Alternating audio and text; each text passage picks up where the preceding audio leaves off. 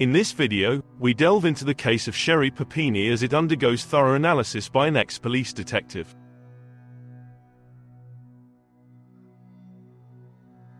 I'm an ex-police detective and I've just uploaded a YouTube video on this case.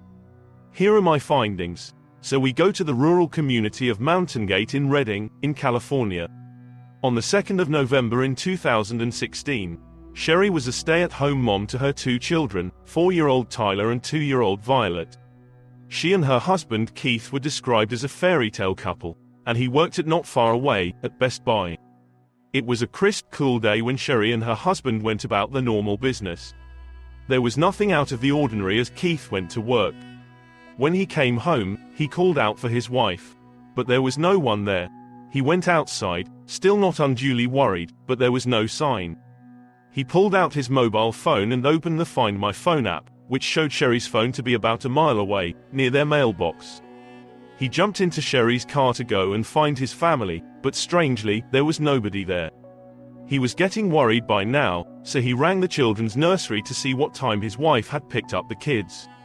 He was taken aback when they said that the children were still there. So where was Sherri? Keith asked his mother to pick up his kids, and then scouted around the area and pinged Sherri's phone. He found it lying in the grass, with strands of her blonde hair wrapped around the headphones.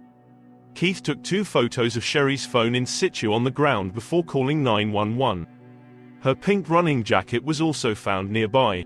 He came to the conclusion that his wife had been abducted while out jogging that morning. Sherri was 5'3", about 105 pounds, and she was 34 years old.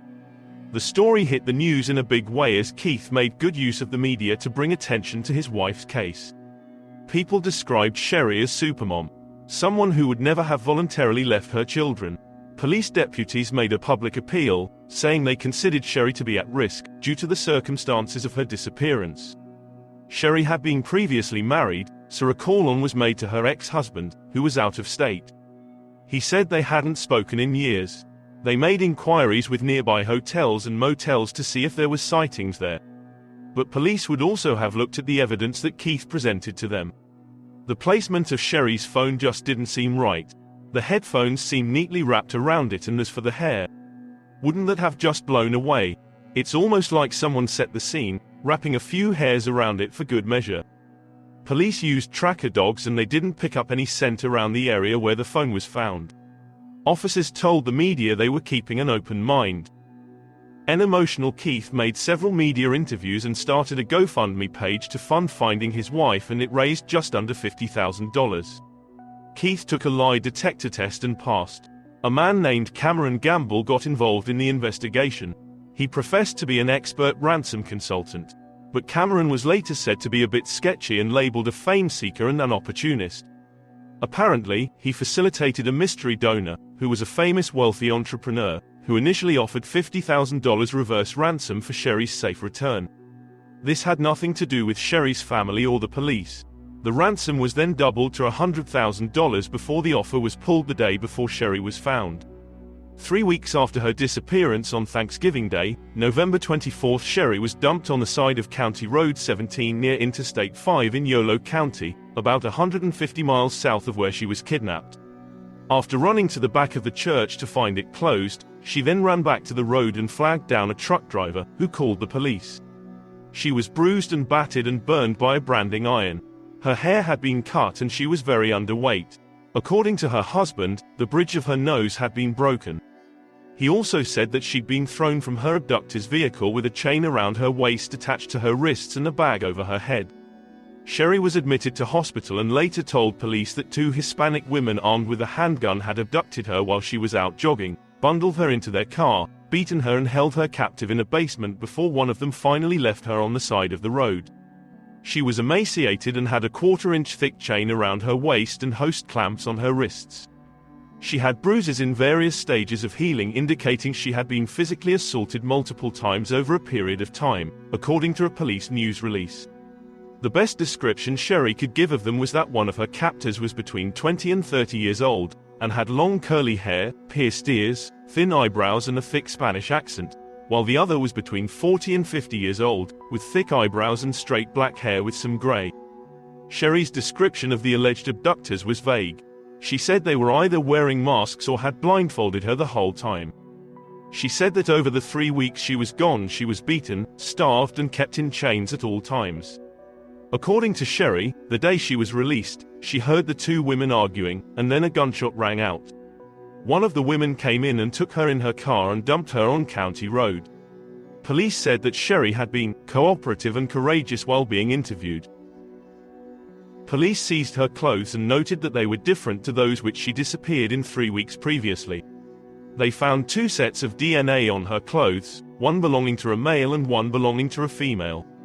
She would have had to have either been in very close contact with another male for his DNA to still be on the clothes, or he would have had close contact with the clothes before she wore them. But Sherri had said she'd seen only 2 women the entire time. Now, I know people have said this is vague, but to be fair, we don't know exactly what she said to the police, so we can't really discount a male being involved behind the scenes without knowing more. All we know is that the DNA found did not belong to Sherri's husband, and when police checked their records they didn't find any matches on the system. Sherri became a virtual recluse after she went home, rarely being seen outside. But after the huge flurry of media attention, people had a lot of questions and weren't as keen on letting it lie. Inconsistencies arose as investigators tried to corroborate her story, including a cut on her foot that she claimed her attackers gave her, but which wasn't found when she was hospitalized after turning up. A motive for her kidnapping is unclear since no ransom was demanded and Sherri was not known to be involved with drugs or crime. But during press conferences, police refused to be drawn and wouldn't give details of what evidence, if any, they had gained. But they did say that they could find no motive as to why she was taken or indeed if this was a random or planned abduction. Rumors began circulating with regards to the case. Police said that before her disappearance, Sherri had a texting relationship with another man from Michigan. This had gone on for months and they had planned to meet before Sherri disappeared. His contact was saved under a woman's name on Sherri's phone and her husband was said to know nothing of this until much later on. However, he was spoken to and cleared of any involvement in Sherri's case by the police. Brandon Weiss, who was a classmate of both Sherri and her husband, said that he personally never had any reason to doubt her credibility, but added that he definitely understands why there are some skeptics. It's said that when Sherri turned up on the side of the road in the town of Mountain Gale, she had been branded with a threatening message on her right shoulder, though it was unclear what the image was that had been burned into her skin, or why for that matter. It could have been because she was earmarked for human trafficking, but no image has been released to the public. According to the Daily Mail, police said, the sheriff's office continues to examine the brand and its possible meaning, but details of the brand remain confidential as part of the ongoing investigation. It said her husband Keith applied for victim relief funds 2 days after Sherri's disappearance. People pointed to the fact that the couple raised nearly £50,000 on GoFundMe. Having said that, it could be fear which has made Sherri's account seem vague. Perhaps she bargained with her captors, saying that she would not identify them if they let her go. That the branding and cut hair was a way of robbing her identity. She could have been through a lot worse and we would never know. She may have thought that she would never see her family again, and that's a terrifying thought. So where is Sherri Papini now? Well, she recently made a comment to the press maintaining her story, and she said she hoped those responsible for her abduction would be caught. Her new comments came after a tipster allegedly contacted the county sheriff's office claiming that Sherri was with him the whole time she was missing. A law enforcement source told the New York Post that the man had called him a few months ago. But to be fair, it's quite common to get a lot of crank calls when a case is in the media as much as this one. Her husband previously said in a statement, "Rumors, assumptions, lies, and hate have been both exhausting and disgusting. Those people should be ashamed of their malicious, subhuman behavior. We are not going to allow those people to take away our spirit, love, or rejoice in our girl found alive and home where she belongs. I understand people want the story, pictures, proof that this was not some sort of hoax, planned to gain money, or some fabricated race war. I do not see a purpose in addressing each preposterous lie. Instead, may I give you a glimpse of the mixture of horror and elation that was my experience of reuniting with the love of my life and mother of our children." Since her return, Papini has been living a quiet existence at her family home on the outskirts of Shasta Lake, a small town of 10,000 people in Northern California. In the years since the incident, the Papini family have done their best to stay out of the limelight. I guess they just want to get on with their lives, whatever happened. What do you think about this case?